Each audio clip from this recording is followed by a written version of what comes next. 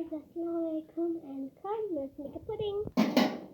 First we need 4 eggs. Then we take the batita fatai apnara gulaben until it's fluffy. Then we will take 3 glasses of milk.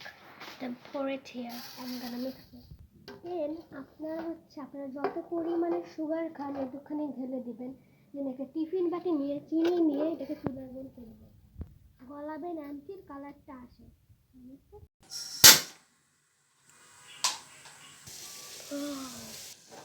Stop.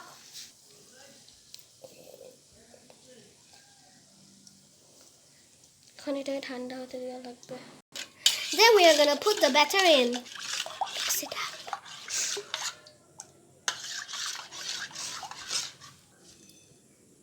এটার ভিতর দুধ দিব পুডিংটা।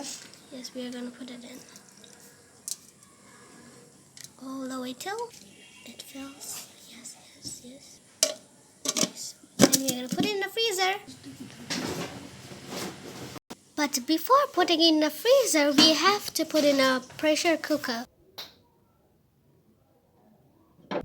Put it inside. Now you will make it here until 10 to 15 minutes is completed.